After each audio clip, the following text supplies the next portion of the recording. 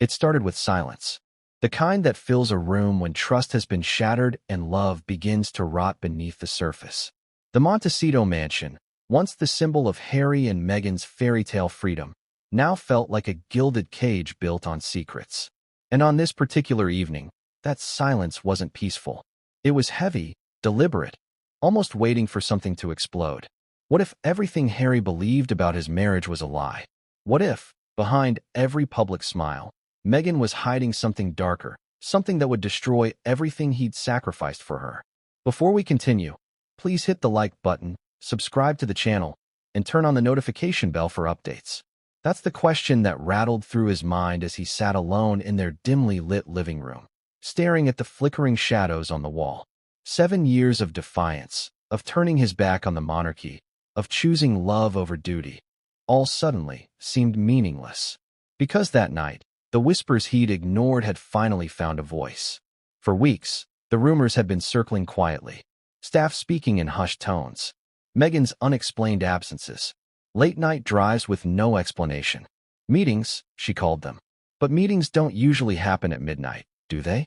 Especially not when you return home hours later. Perfume different, mood distant, smile forced. Even the security detail, the same men who had sworn loyalty to the couple, started exchanging nervous glances. They knew something Harry didn't. Or perhaps, they knew what he didn't want to believe. Imagine this for a moment. The man who once accused the British press of tearing apart his private life, now becoming the detective in his own marriage. He didn't want to be. He wanted to trust her. But love has a strange way of blinding you, until it doesn't. It began with something small. A second phone. Not Meghan's official one. Not the one her assistant managed. Not the one Harry occasionally borrowed when his was charging. This one was tucked away under a silk pillow in the guest bedroom, almost as if it wasn't meant to be found. Harry noticed it by accident. He'd gone in there looking for one of Archie's toys. And then he heard it, a faint buzz. A text. One that would change everything. He didn't touch it. Not immediately. His hands trembled, heart pounding, mind racing. He wanted to believe it was nothing. Maybe a friend's device. Maybe something left behind. But something inside him knew better. The wallpaper on the screen was unmistakable. Meghan's favorite black and white portrait from their engagement shoot. The irony cut deep. He stared at the phone as if it were a ticking bomb. One swipe, and the truth would either set him free or destroy him completely. That was when he remembered the call he'd overheard 2 nights before. Meghan whispering by the pool, her voice sharp, impatient. He'd thought it was work-related, something to do with her new project pitch. But now, as he stood in that quiet room, the puzzle pieces began to fall into place. Who was she talking to? Why did she sound afraid or guilty? He reached for the phone. His fingers hovered. But then he stopped. Because just then, he heard footsteps, hers. Meghan entered the room, radiant as ever, dressed in her soft beige robe, carrying her usual calm confidence. She didn't look startled. She didn't even ask why he was there. Instead, she smiled, but her eyes flickered, just for a second, to the pillow. And in that moment, Harry knew. The tension was electric. 2 people standing in the same room, pretending they didn't know what the other knew. A royal silence, filled with betrayal. Looking for something? She asked, voice casual, like nothing was wrong. Harry's throat felt dry. I heard a phone. Her smile didn't waver. Probably yours. You know you're always misplacing it. But Harry's was on the coffee table downstairs. She turned away, fixing her hair in the mirror, as if she could brush away the awkwardness. You're overthinking again, she said softly. You need to relax. Relax. That word landed like poison. Because for weeks, he'd been doing nothing but pretending to relax, pretending to believe her explanations, pretending not to notice the way she'd been withdrawing, pretending the rumors didn't sting. It wasn't until that night, after she went to bed, that he made the decision. He needed the truth. So he waited. When the house went quiet, Harry slipped back into the room. The phone was still there. And this time, he picked it up. The lock screen was simple. For digits. He tried her birthday. Denied. Their anniversary. Denied again. He hesitated, then typed in something else, the day they met. Unlocked. The first message hit him like a bullet. It wasn't the words. It was the tone. Intimate, familiar, dangerous. Miss you already. Same place tomorrow. His breath hitched. He scrolled. There were photos, nothing explicit, but suggestive enough to leave no doubt. A hand on a shoulder. A half-smile. Meghan's necklace glinting in the corner of the frame. And the name. Saved as M.A. That was the moment the world inside him cracked. You see, for Harry, betrayal wasn't just about infidelity. It was about sacrifice. He'd burned bridges with his family, endured public humiliation, given up titles, money, security, all for love. And now, standing in his own home, staring at that screen, he realized love had turned into a weapon. He wanted to scream, to confront her. But something stopped him. Pride, maybe. Or disbelief. He needed proof. Something undeniable. The next morning, he called his head of security. Quietly. Privately. "I need to know where she's going," he said. "Don't tell anyone. Not even her assistant." Within days, the reports started coming in. Meghan's schedule wasn't adding up. Meetings that didn't exist. Trips without documentation. A private SUV that arrived at odd hours. And then came the footage. Security cameras from the Montecito gates caught her getting into a car late one night. The driver's face was obscured, but there was something about his posture, the way he reached for her hand. Harry froze watching it. For the next few hours, he sat in his study replaying the footage, frame by frame. And each time, the pit in his stomach grew heavier. Because whoever this man was, Meghan trusted him enough to risk everything. The emotional chaos inside him was indescribable, anger tangled with heartbreak, love battling hatred. He couldn't decide whether to confront her or collapse. And through it all, he remembered something his mother once told him. "The truth always comes out, Harry. It just hurts longer when you try to hide it." That night, as the wind rattled through the olive trees outside, he looked at Meghan sleeping peacefully beside him, serene, untouched, untouchable. And he whispered under his breath, "Who are you really?" Because deep down, he knew. This wasn't the woman he thought he married. This was someone else entirely. Someone who knew how to play the game. But what came next would make even that look like child's play. The next morning, Meghan disappeared for hours. No explanation. No text. No call. When she returned, she acted as if nothing had happened. But her perfume was different again. Harry's phone buzzed with a message from his security chief. Just one sentence. She wasn't alone. He didn't reply. He couldn't. His hands were shaking too hard. So he waited until she went upstairs. Then he went outside, to the very gate she'd been seen at. The scent of her perfume lingered faintly in the air, mixed with something else, the metallic smell of betrayal. And that's when he made the decision that would send shockwaves through Montecito. He wasn't going to confront her with words. He was going to confront her with evidence. Because if Meghan thought she could manipulate him like the press, she was about to learn. Harry had inherited more from his mother than just red hair and empathy. He'd inherited her quiet ruthlessness when betrayed. The stage was set. The trap was ready. And the truth was closing in. But what Harry didn't know, what no one knew, was that Meghan was already one step ahead. Because the moment he found that phone, she knew the walls were closing in.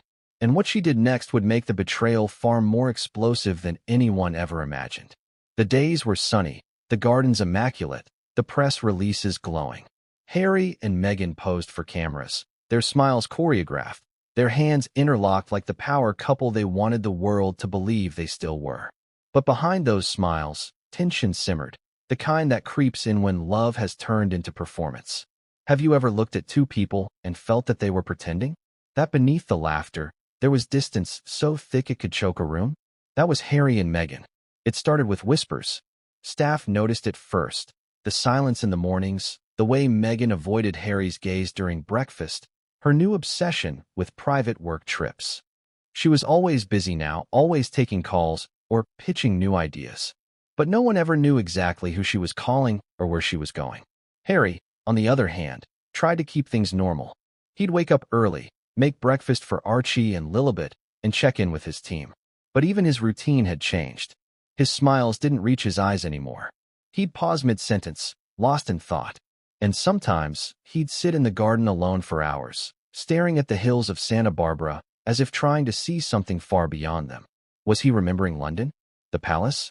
Or maybe the promises he'd made to Meghan, that they'd build something real, away from the chaos? But the truth was, Montecito had become a different kind of prison. The gates that once symbolized freedom now felt like barriers. The paparazzi still circled, but it wasn't the outside world closing in anymore. It was what was happening inside. Meghan's mood had shifted. Once affectionate and animated, she now seemed detached, restless. She'd vanish into her office for hours, lock the door, and emerge only when dinner was ready. If she came out at all, Harry tried to ignore it, tried to tell himself it was stress, ambition, the Hollywood grind. But deep down, something didn't add up. He noticed the little things first. The way she flinched when he reached for her phone. The sudden new passwords. The unfamiliar cologne scent that lingered on her clothes after her lunch meetings. He tried to reason with himself. She's just busy, he thought. She's building her career again. But love can make you foolish, and Harry, for all his military training and royal discipline, was still a man in love. Until one night, when everything cracked. It was late, close to midnight. The house was quiet. Meghan had told him she was going to meet a producer about a new documentary idea. But when Harry called her after 2 hours, she didn't pick up. 3 hours. 4. Nothing. He sat in the living room, the TV flickering silently, the clock ticking loud enough to echo in his chest. When he finally heard her car pull up, relief washed over him, followed immediately by suspicion. She entered the house with a smile, a little too bright, a little too late. "Everything okay?" he asked. "Of course," she said smoothly. "Just work. You know how it is." But something was off. Her voice trembled, barely. Her hair was slightly tousled. Her perfume, different again, a heavy, musky scent he'd never smelled before. He wanted to ask questions. He wanted to believe the answers. But that night, for the first time, he didn't reach for her hand when they went to bed. And she didn't seem to notice. The next morning, Meghan was already gone before sunrise. She left a note on the kitchen counter. "Meeting. Back later. Don't wait up." But Harry did wait. He waited for hours. When she finally returned that afternoon, she looked radiant, too radiant. Dressed to perfection, glowing, distracted. "Good meeting?" he asked. She smiled. "Productive." That was all. That's when Harry realized something had changed forever. He confided in a close friend, one of the few people he still trusted from his royal circle. "I think she's hiding something," he admitted. "But I don't want to believe it." The friend didn't mince words. "If you have doubts, you probably have reasons." Those words haunted him. He tried to shake it off, tried to drown himself in work. But the house began to feel colder. Conversations shorter. Eye contact rarer. And then, one evening, he walked past Meghan's office and heard her whispering. Her tone soft, intimate, not the way she talked to colleagues. He stopped outside the door, frozen. She laughed, a kind of laugh he hadn't heard in months. And then, a pause. A sigh. Harry's chest tightened. He wanted to walk in, but something inside him, pride, fear, maybe both, kept him rooted to the spot. When she emerged, she looked startled to see him there. "How long have you been standing there?" she asked. "Long enough," he replied. A tense silence. She forced a smile. "You're being paranoid again." Paranoid. That word echoed in his mind like a curse. Because that's exactly what everyone said to him before, when he questioned the media, when he challenged the palace, when he spoke about Diana. "You're paranoid, Harry." But paranoia doesn't mean you're wrong. Sometimes, it's just your instincts screaming to be heard. The following week, he began noticing the security reports. Cars coming in and out of the property at odd hours. Unknown visitors. A black SUV that appeared 3 nights in a row near the private entrance. When Harry asked his head of security, the man hesitated. "Sir? I wasn't sure if I should tell you." "Tell me what?" "There's someone she's been meeting. Off-site." Discreetly. Harry's stomach dropped. "Who?" The guard hesitated again. "We're not sure yet. But it's the same car every time." And just like that, the illusion shattered. For days after that, Harry barely spoke. He moved through the house like a ghost, polite but distant. Meghan, meanwhile, carried on as if nothing was wrong. Filming, networking, smiling for cameras. The tension between them became palpable. At dinner, their conversation was mechanical. In public, they played their roles.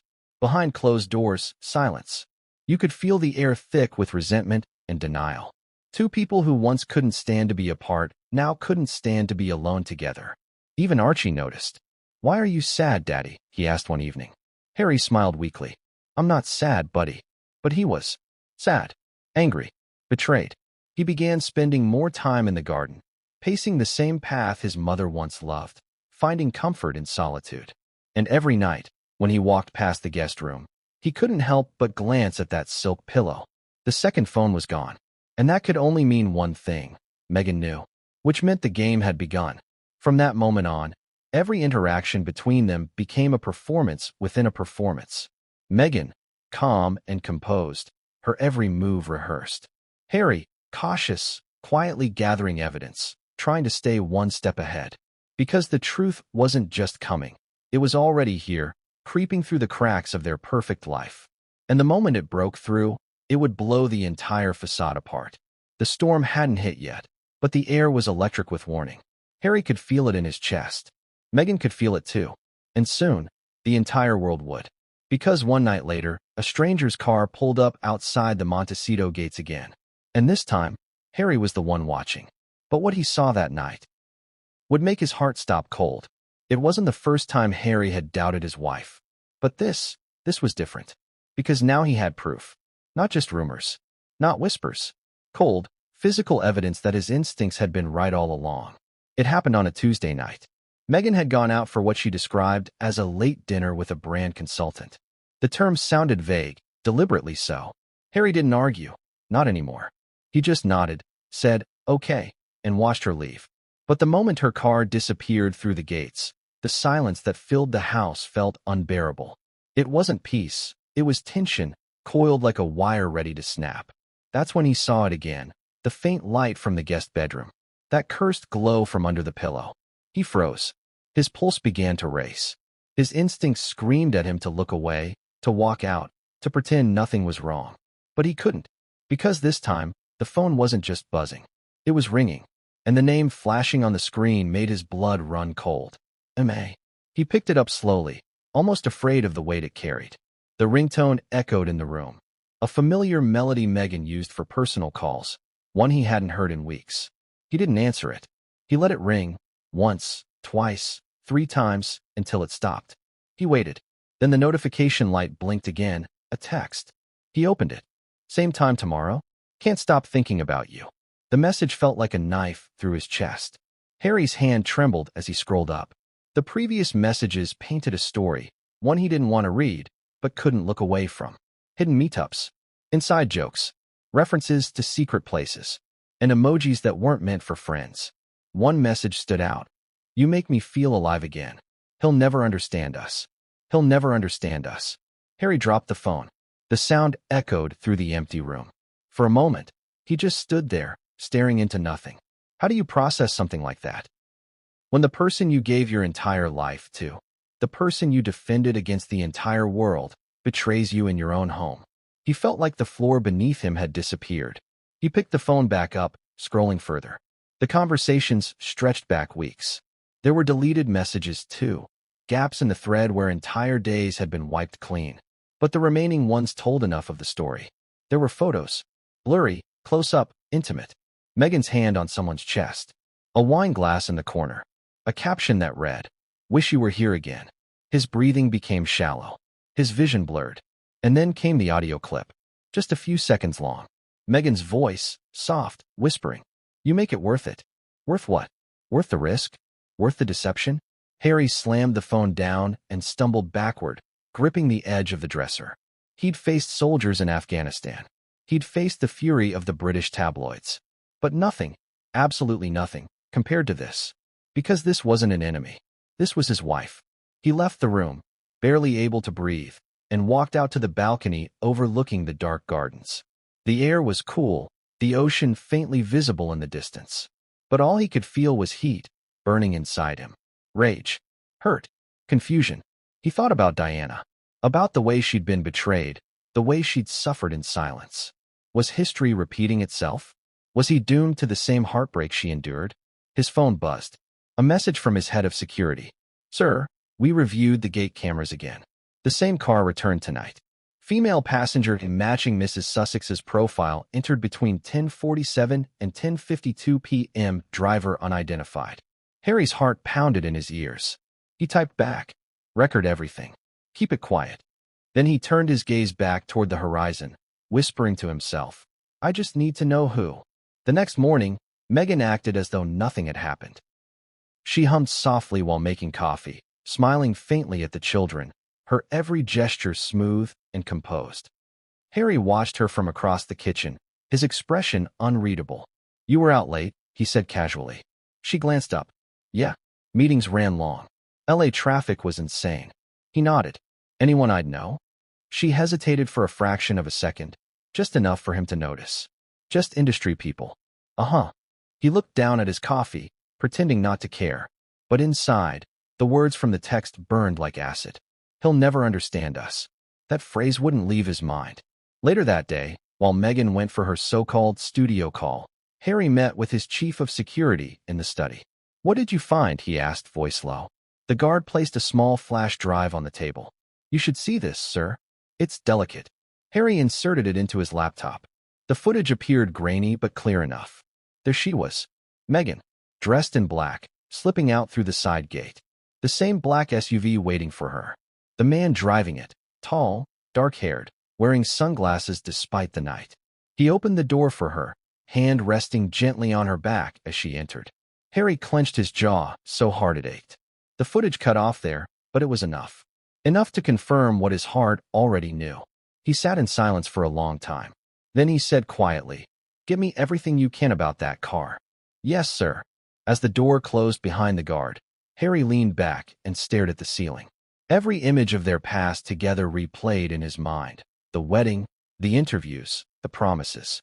He had believed in their story. He had believed in her. But now, that belief had become his biggest mistake. That evening, Meghan returned home, humming again, as if her life was perfectly normal. Harry watched her walk past him, her perfume drifting through the air like a taunt. He almost confronted her. Almost. But then he stopped, because he realized, if she could lie this well, he needed to be smarter. So he decided to wait. Watch. Collect. He began studying her patterns, where she went, who she met, how long she stayed. He noted every discrepancy, every odd coincidence. The woman he thought he knew suddenly became a mystery he couldn't solve. At night, he replayed the phone messages in his mind, each one more haunting than the last. "You make me feel alive again." Had he killed her joy? Had fame? Or had she simply found someone else who gave her what he couldn't? It didn't matter anymore. The damage was done. And yet, part of him still wanted to believe it was a misunderstanding. Maybe someone else was using her name. Maybe the texts were innocent. Maybe he was wrong. But then came the final blow. A few days later, while Meghan was showering, another message came through on that hidden phone. This one was different. Longer. "Last night was perfect. I still can't believe you took the risk. Tell him whatever you need to. I'll be waiting." Harry's entire body went numb. He sat down on the edge of the bed, the phone still glowing in his hands. "Whatever you need to tell him." That line confirmed everything. He looked toward the bathroom door, the sound of water running behind it. He could see her silhouette faintly through the frosted glass. For a brief second, he imagined confronting her right then, walking in, phone in hand, demanding answers. But then he realized it wasn't time yet. Not until he had every detail, every piece of truth she thought she could hide. So instead, he placed the phone back under the pillow, exactly where he found it. And when she stepped out, wrapped in a towel, he smiled.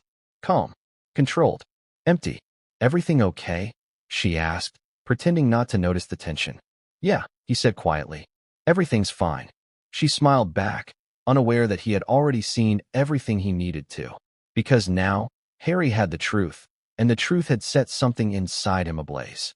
He wasn't the naive prince anymore. He wasn't the helpless husband.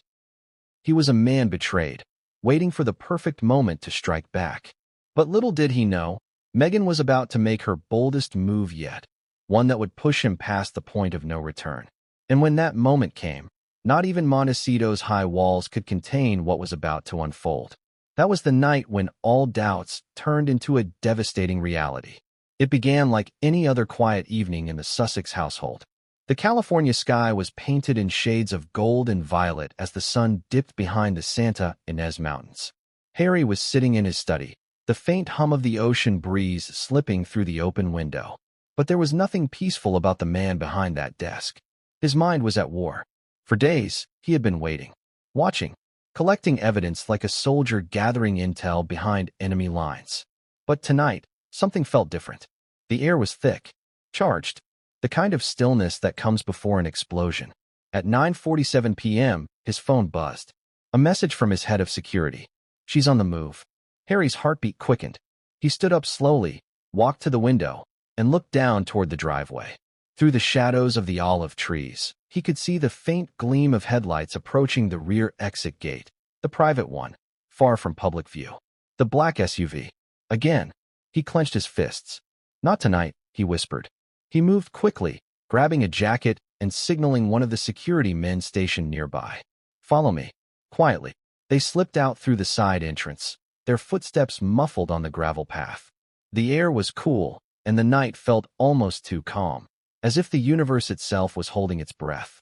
From a distance, Harry watched Meghan approach the SUV. She wore a long trench coat, her hair loose, her expression unreadable. She glanced over her shoulder once, not toward the cameras, not toward the house, but toward the shadows. Harry ducked instinctively. The driver stepped out. Tall, lean, with the kind of confidence that made Harry's skin crawl. He opened the car door for her, his movements too familiar, too comfortable. And then Harry saw it, the gesture that broke him. The man reached out, his hand brushing the small of Meghan's back as she smiled. That small, intimate smile, the same one Harry once thought was just for him.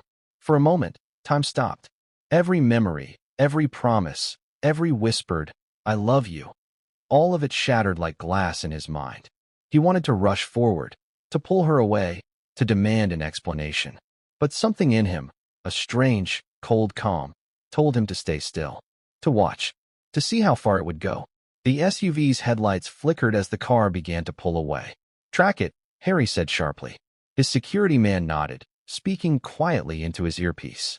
"Copy that." Drone surveillance activated. Harry stood there in the darkness, watching the taillights disappear into the distance. And then, slowly, he turned back toward the mansion, the home that now felt like a stranger's house. He walked inside, each step echoing on the marble floor. The walls seemed to close in around him. The photos on the wall, their engagement, the Oprah interview, their first Christmas in California, all looked like relics of a life that had never really existed. He poured himself a drink, his hands trembling. Scotch, neat. The first sip burned, but he didn't care. He needed something to drown the shaking. Minutes turned into hours. The house remained quiet, empty. At 11:58 p.m., another message appeared on his phone. "She's back. Entered property through West Gate. Alone. Alone." That word was supposed to comfort him. It didn't.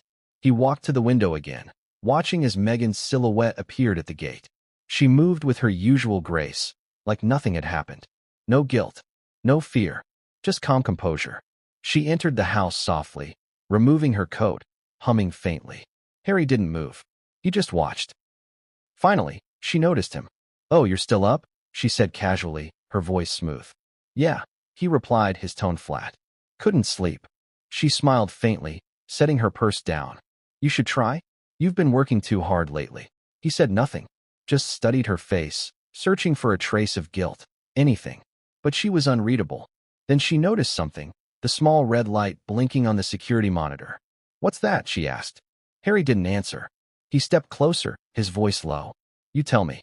She blinked, confused, or pretending to be. "I don't know what you're talking about." "The gate camera picked you up again tonight," he said quietly. "Same car. Same time. Same person." Her face froze.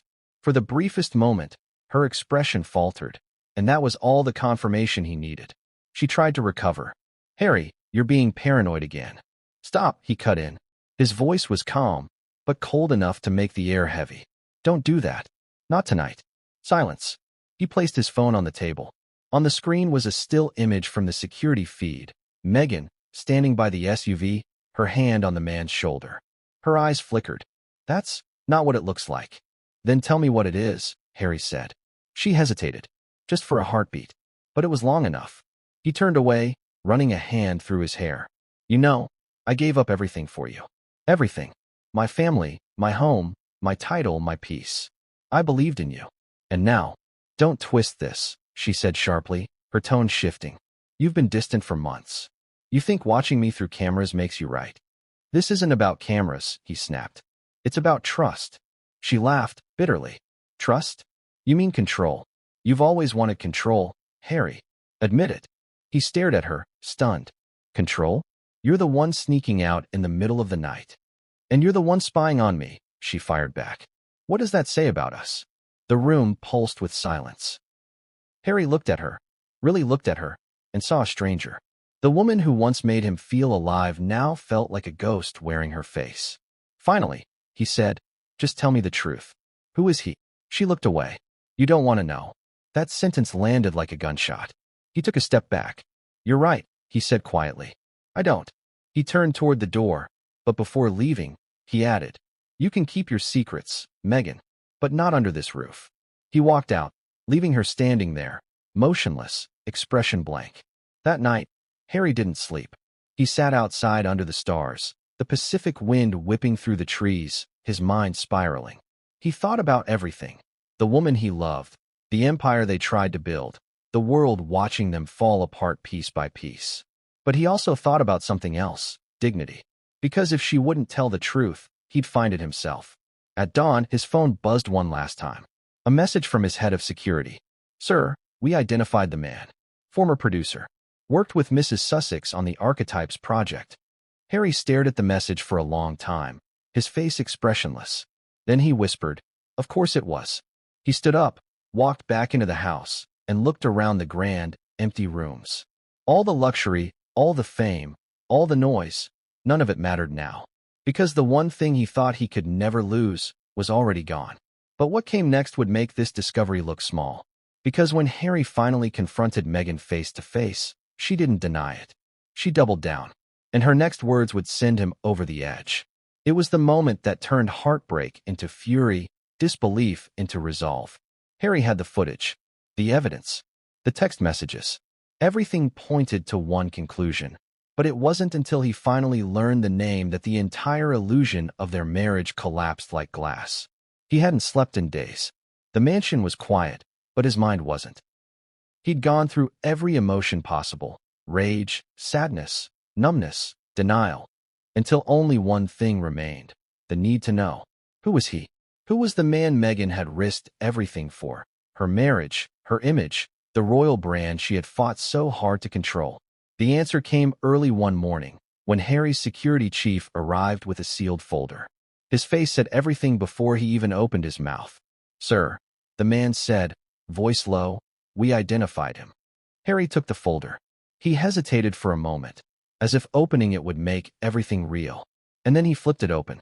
A photograph. A man in his 40s. Polished. Confident. Too familiar. Harry's stomach dropped. He knew that face. Marcus Anderson. The security chief said quietly. The name hit like thunder. Marcus, the Soho House executive.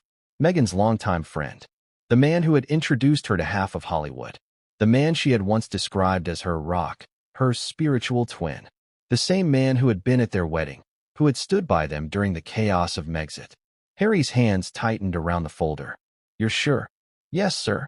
We cross-checked his license plate, phone records, and recent sightings. He's been in Santa Barbara multiple times this month. Always near here. Harry closed his eyes. A bitter laugh escaped his lips. Of course it's him. Because in hindsight, it made perfect sense. Marcus had always been around. Always too close. Always too charming. Harry had dismissed it before. He'd believed the stories about their friendship, the late-night strategy talks, the business meetings. He had even thanked Marcus once for looking out for her. And now, that gratitude made him sick. He walked to the window, staring out at the garden where Meghan often filmed her home lifestyle clips for social media. The same garden where Marcus had once stood, sipping wine and laughing with her, while Harry attended to calls inside. The memory burned like acid. He turned to his security chief. Did anyone else know? The man hesitated. Some of the staff suspected something, sir. But no one said a word. Harry nodded slowly. Right. Because she made them sign NDAs. The realization hit him like a second betrayal. Meghan hadn't just been hiding from him. She'd been protecting herself legally from everyone else. Every staff member, every contractor, every assistant, all bound to silence. She'd built a fortress of secrecy right under his nose. And he, the son of Diana, the man raised to distrust the press and guard his privacy, had fallen for it completely. That afternoon, Meghan returned home. She looked radiant, as always, glowing skin, designer dress, that perfect practice smile. Harry was waiting for her in the living room, the folder in his hand. Can we talk? He said evenly. She hesitated. Now. Now. She set her purse down slowly. Okay. He handed her the folder. She looked at it, then up at him. What's this? You tell me, he said. She opened it. The photo slid out. For the briefest second, her eyes widened, just a flicker, before she caught herself. Where did you get this? She asked. Does it matter? Silence. You've been following me, she said quietly. Harry's jaw tightened. I had to. Because you've been lying to me. Her voice softened. It's not what you think. He laughed bitterly. Then explain it to me, Meghan. Explain the late nights. The secret phone. The messages. The footage. The man you said was just a friend. She didn't answer. He stepped closer. Tell me it's not true. Look me in the eye and tell me you didn't do this. She finally looked up, and instead of guilt, there was defiance. You don't understand, she said. Then make me understand, he snapped. She sighed, setting the folder down. Marcus was there for me when you weren't. When you were drowning in your past, shutting me out, avoiding real conversations. He listened. Harry blinked in disbelief. Listen? You're seriously justifying this. Her tone sharpened. You think you're perfect? You think you've been easy to live with? You're obsessed with proving everyone wrong, with defending yourself, with being the victim. You left the royal family, but you still act like one. Entitled, guarded, paranoid. Harry's voice dropped to a whisper. So that gives you the right to betray me?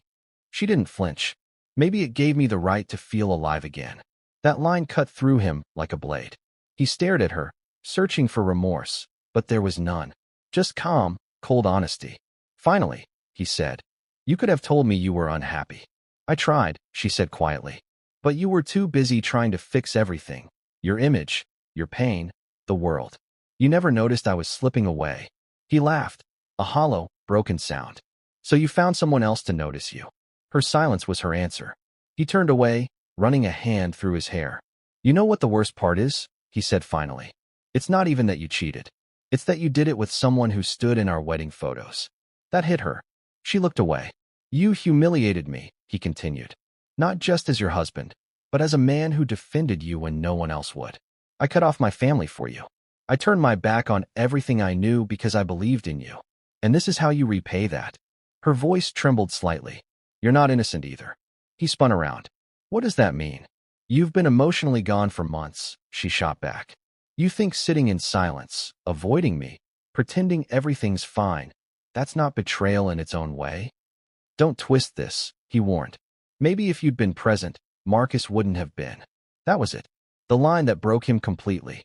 He stood there for a moment, the weight of her words sinking in. Then he said, quietly but firmly, get out. Meghan's eyes widened. What? You heard me. Get out. You can't be serious. I'm dead serious. Take your things and go. For a second, she looked shaken, but then her mask of calm returned. You'll regret this, she said softly. Maybe, he replied, but not as much as I regret meeting you. She stared at him for a long moment. No tears, no apology, just silence. Then she turned and walked upstairs.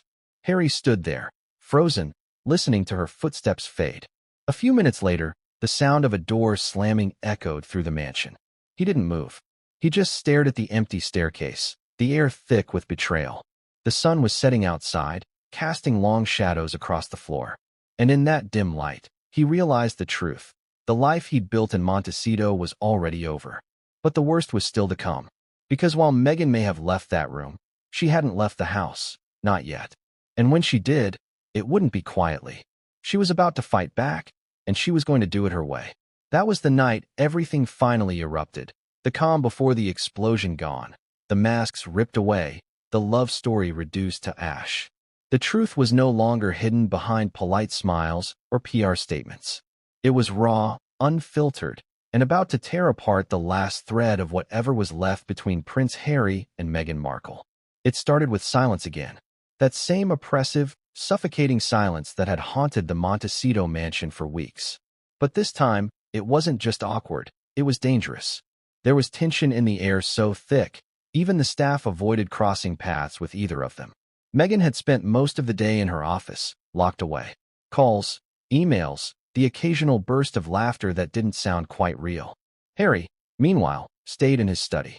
No meetings, no phone calls, just pacing, waiting for her to come out, knowing that when she did, there would be no turning back. As the California sun began to dip behind the hills, the house dimmed into twilight. That was when she finally appeared, calm, composed, and defiant. He met her in the living room. The folder with Marcus Anderson's photo still sat on the table between them, like an open wound that refused to close. Harry didn't speak at first. He just looked at her, studied her.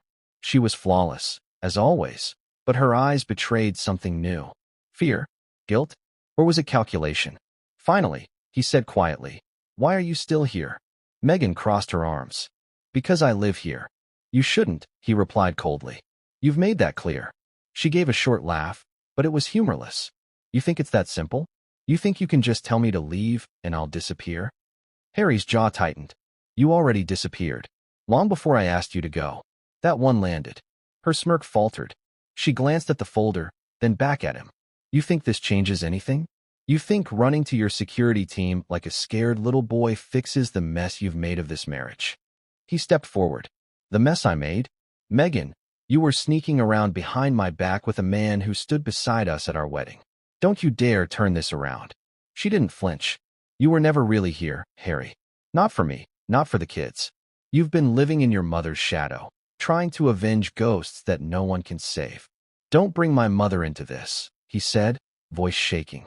"Why not? She's in everything you do," she shot back. "Every interview, every decision. You talk about protecting your family, but you don't even know how to be one." He froze. The cruelty in her words hit him like a physical blow. For a moment, neither of them spoke. The ticking of the antique clock filled the silence, marking each passing second like a countdown to disaster. Finally, Harry said quietly, "You've become cruel." "And you've become weak," she replied. That was it. The line. The spark. Harry slammed his hand on the table, the sound echoing through the room. "I gave up everything for you. My home, my family, my country. And this is how you repay me? By humiliating me in my own house." Meghan's voice rose to match his. "You didn't give up anything, Harry. You ran away. You ran because you couldn't handle the pressure, and I had to carry the weight of it all. Your past, your guilt, your constant self-pity." He stepped closer. "You're unbelievable." She met his stare, unblinking. "No, I'm real. Maybe for the first time in years." The fury in his eyes softened for a fraction of a second, because beneath her words, there was something true. They'd both been living in a fantasy, clinging to a version of themselves that no longer existed. But that moment of reflection vanished the second she said his name again, not with love, but with venom. "Harry, you can play the victim all you want, but you chose this life. You chose to leave your family. You chose to burn bridges. You chose me. Don't hate me because you finally regret it." He laughed, a sharp, hollow sound. "Regret it? Meghan, I regret trusting you." Something in her expression cracked then. The cool exterior faltered, just for a moment. "You have no idea what it's like to live under constant judgment," she said, voice trembling. "You have your titles, your sympathy. I had to fight for every ounce of respect, every headline, every piece of control." He stared at her. "Control. That's what this was always about for you, wasn't it?" Her silence was answer enough. He took a deep breath, his voice low but cutting. "You wanted to be a queen, Meghan, not a wife." She turned away, her hands shaking slightly. "Maybe I wanted to be seen. Is that so terrible?" "No," he said softly. "But betraying someone who loved you just to feel seen, that is." For a long moment, neither of them spoke. The air between them was thick with everything unsaid: love, anger, grief, and something far darker. Resentment. Then Meghan's tone shifted. "Come again. Calculated. You think this is the end of me? You think you can throw me out, and I'll just vanish into the background?" Harry didn't reply. She took a step closer, her voice cold. "You forget who I am, Harry. I built this image. I know how to control the narrative. You may have the truth, but I have the spotlight." That sent a chill down his spine. "So that's what this is about," he said quietly. "Power. It's always been about power," she whispered. "You just didn't realize I had more of it." He stared at her for a long moment. Then, slowly, he reached for his phone. "Not anymore." Her brow furrowed. "What are you doing?" He didn't answer. He pressed play on a video, the footage from the security camera, the one from the Montecito gate. Her face went pale as her own image appeared on the screen. "Stop," she said sharply. He didn't. Harry, stop. He turned the volume up. The faint sound of her voice, laughing, whispering, filled the room. Finally, she lunged forward and grabbed the phone from his hand, slamming it on the table. You have no right. I have every right, he roared. You did this in my home, with my children sleeping upstairs. The rage in his voice cracked something inside her. For the first time, she looked shaken, vulnerable. Please, she whispered, her tone changing completely. Let's not do this here. Where then? He asked bitterly. Where do you want to destroy me next? On Netflix? In your next interview? Tears welled in her eyes, but they never fell. You don't understand what it's like. Oh, I understand perfectly, he interrupted. You didn't marry me for love. You married me for leverage. That line hit her like a slap. Her lips parted, but no sound came out. For a long moment, the two just stood there, the prince and the actress, staring at the ruins of what they had built together. Then, quietly, Harry said, It's over. Meghan's voice dropped to a whisper. You'll regret this. He met her eyes. I already do. With that, he turned and walked out of the room. The door closed behind him with a slow, heavy click, the kind of sound that feels final. Meghan stood there, breathing unevenly, staring at the broken phone on the table, the folder on the floor, and the video still playing on the dark screen. Her reflection stared back at her, flawless, composed, untouchable. But for the first time, she didn't believe it. And yet, even as tears threatened to fall, she wiped them away and whispered to herself, He doesn't know who he's dealing with. Because in her mind, this wasn't the end. It was the beginning of war, and the next move would be hers. That was the night the house stopped being a home and turned into a battleground. The Montecito estate, the same sprawling mansion that once symbolized freedom, love, and privacy, suddenly became a scene of quiet chaos. The confrontation had broken something irreparable, and everyone in that house felt it. It was past midnight. The air outside was still, but inside, it was suffocating. After Harry walked out, Meghan stood in the living room, her heart pounding in her chest. For the first time, she wasn't in control. Not of the narrative, not of her image, not even of the space around her. Harry had gone straight to his study. He didn't shout. He didn't throw things. He didn't call anyone. Not yet. He just sat at his desk, staring at the flickering security monitors, watching the silent footage of his wife walking away from that black SUV over and over again. It didn't look real anymore. It looked like a movie, one where he was the fool in love, and she was the actress who played him perfectly. Finally, he picked up the phone and called his head of security. Lock the property, he said, his voice calm but deadly serious. No one leaves, no one enters. Until I say so. The guard on the other end hesitated. Sir, that includes Mrs. Sussex? Harry's tone didn't waver. Especially her. Within minutes, the entire Montecito compound went into silent lockdown. The main gate sealed shut. Motion sensors activated. Extra guards positioned along the perimeter. The staff, startled by the sudden command, exchanged uneasy glances. They'd never seen Harry like this before, composed, decisive, but radiating heartbreak like heat. Meanwhile, Meghan was upstairs, pacing her bedroom. She could hear faint movement outside, footsteps, muffled radio chatter, the sound of locks engaging. She pulled the curtain back and saw two guards standing by the driveway. Her pulse quickened. He didn't, she whispered to herself. But he had. She stormed downstairs, her robes sweeping behind her, fury blazing in her eyes. Harry, she shouted, her voice echoing through the hall. What is this? What are you doing? He didn't look up from the desk. He was still staring at the monitors. Harry, finally, he turned to her, his eyes cold, detached. Security protocol. Standard procedure. For what? She demanded. You think you can trap me here? He stood up slowly, every movement deliberate. I'm not trapping you.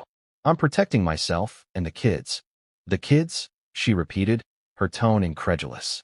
Don't you dare use them to justify this. I'm not using them, he said quietly. I'm protecting them from the circus you're about to unleash. She blinked, stunned. You really think I'd hurt my own children? He didn't answer immediately. Then, in a low voice, he said, I think you'd hurt anyone to protect your image. That sentence landed like a slap. Her face went pale, but only for a second. Then she straightened, her composure snapping back like armor. You've lost your mind, she said. You can't just lock me in here like a criminal. He tilted his head slightly. Then stop acting like one. Her jaw clenched. This is abuse, Harry. You're going to regret this. He met her gaze, unflinching. You keep saying that. But I think for once, I'm doing the right thing. She laughed bitterly. The right thing? You mean your version of right? The one where you play the victim and everyone else is the villain? No, he said softly. This time, I'm just tired of being blind. She opened her mouth to respond, but before she could, a voice came through Harry's intercom. Sir, all access points secured. Meghan's eyes widened. You're seriously doing this? Go upstairs, he said quietly. Pack your things. I'm not going anywhere, she snapped. You don't have that kind of authority over me. He stepped closer, his voice steady. You're right. I don't have authority over you.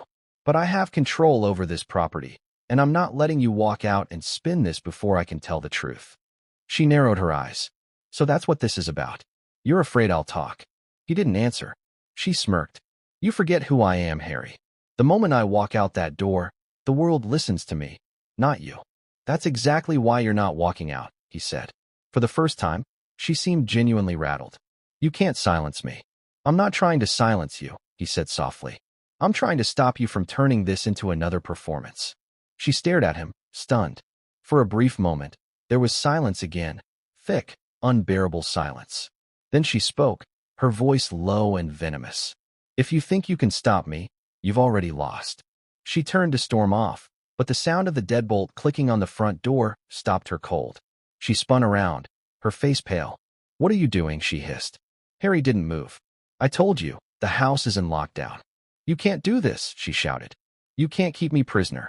I'm not keeping you prisoner, he said. I'm keeping the truth contained, until I decide how to handle it. Meghan's eyes blazed. You've gone mad. He met her gaze calmly. Maybe. Or maybe I've finally stopped pretending everything's fine. She laughed. Sharp and bitter.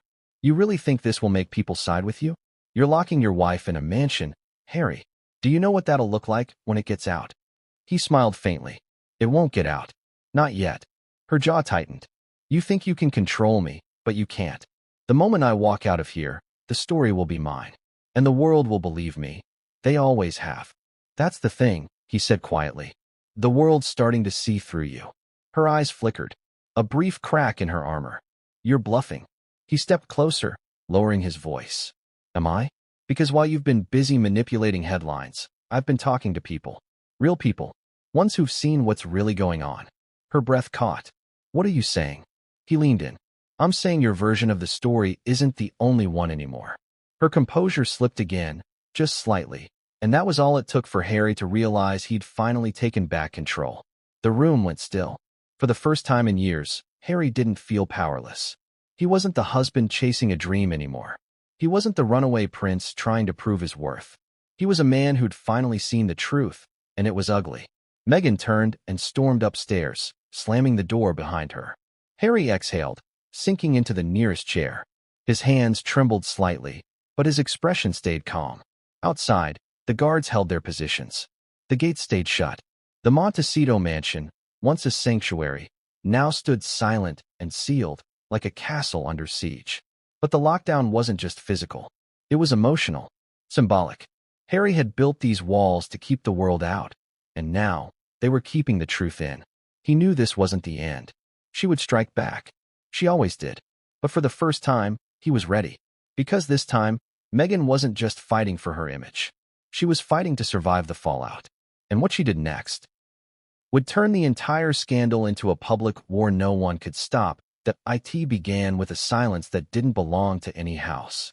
Not to a home, not to a sanctuary, not to the coastal estate that once promised a new life. It was the silence of a stage between acts, the brief breath where the audience leans forward and the actors decide whether to destroy each other or save the scene. After the lockdown, after the broken words and the sealed gates, Serena stood in the master bedroom and stared at her reflection as if waiting for the mirror to apologize. It didn't. It never does. Do you know that split second when pride outruns pain? When instead of crying, you plan. That's where she lived now, right at the edge between humiliation and strategy. She could feel the humiliation gnawing at the edges of her composure, but strategy had always been louder in her life. Strategy had rescued her from obscurity, carried her across rooms full of important people, taught her which tone to use, which story to tell, which tear to permit. And tonight, strategy whispered something ruthless. Turn this. The robe slipped from her shoulders. She dressed deliberately, clean lines, neutral hues, an armor of silk and understatement. She didn't need sparkle for this. She needed precision. She needed control. She slipped into her office, her real sanctuary, closed the door, and powered on the tower of devices waiting like loyal soldiers. One phone, then the second, then the laptop reserved for private exchanges, then the tablet that was never connected to the estate network. You don't think she anticipated a day like this, did you? Because Serena did. She believed in beauty, but she always prepared for disaster. Her fingers typed fast, no hesitation. An encrypted thread sprang to life. Status? The reply came within seconds, like a heartbeat returning to a shocked body. Online. Quiet check says property is sealed. Cameras are on loop for exterior, per Plan B. Plan B. The phrase steadied her pulse. Months ago, on a night suspiciously similar to this one, that same taste of inevitability in the air, Serena had asked for a failsafe. Not to run, not to hide, to frame, to shape. If the story ever turned, she would not let someone else write it first. Another message flashed, media contact on standby. Ready when you are. She replied, not yet. Test the leaks. Small truth, louder implication. I'll feed lines. Then she opened a folder labeled simply, Seams. That was what she called the private archive of Alex's life with her. The fragile seams that could be tugged if the public's sympathy drifted. Late-night recordings of arguments where his voice sounded raw, not cruel, but the microphone doesn't know the difference. Photos where he was turned away from the camera, exhausted, grieving things larger than either of them. A screenshot of a therapy appointment reminder. 2 texts that, isolated, looked like a husband refusing presents, when really he'd just asked for an hour to breathe. None of it was a lie. But proximity to truth can make a shadow look like a monster. She pulled 3 pieces. She wasn't going to drop them. Not yet. She was going to tease them into existence, like smoke under a closed door. Serena's next move wasn't to post. It was to call. Her publicist answered on the second ring, voice clipped with caffeine and experience. Tell me. He locked down the property, Serena said, keeping her voice quiet, tremulous, but only enough to sound human. He says it's about safety. It's about containment. A breath. Is he violent? No. She knew better than to play that card without proof. Besides, Alex had never raised a hand to her. That was the curse of this moment. His restraint made him harder to defeat. But he's angry, and he's decided he's the only one allowed to speak. Then your job, the publicist said softly, is to let the world wonder why. Not with accusations, Serena agreed. With questions. Questions travel faster. They always do. A statement can be disproved. A question multiplies. Serena ended the call and opened a new window labeled Drafts. She typed a single sentence and stared at it until it took her side. After everything I've done to protect our family, to be told I'm the problem. Is this what love looks like? Not a claim. A wound. The internet adores a wound, especially one offered by someone who has learned how to bleed photogenically. She didn't send it. Not yet. She saved it, because timing is oxygen, and she wanted Alex to feel the room thin before she let herself inhale. Downstairs, in his study, Alex was feeling it. He sat still, almost frighteningly still, with the screens washing his face in pale light. His head of security had checked in again, gates secured, perimeter quiet, crews rotated. The protocols worked like a metronome, but grief doesn't follow rhythms. It hits like a wrong note that keeps ringing. How do you protect yourself from the person who taught you to let your guard down? How do you act like a prince when you can't stop feeling like a child left at a gate that never opens? He closed his eyes and remembered the vows. Then he opened them and remembered the second phone. Both were true. That contradiction is what breaks a man. He told himself he had done the right thing. He had set a boundary, taken control, prevented a spectacle. He had to believe that. He wanted to believe that. But even the right thing can feel like cruelty when love is still warm. A soft knock at his door. Mr. Albright? The security chief said, invoking the surname Alex used when he wanted to disappear from headlines. There's movement upstairs, office wing. Systems show separate network traffic. Of course there was. Serena never ran through the front door when a side window could also lead to the street. Monitor, Alex said. Don't interfere. Not yet. Not yet. He didn't want this to escalate. He wanted to see what she would do when she thought the house was asleep.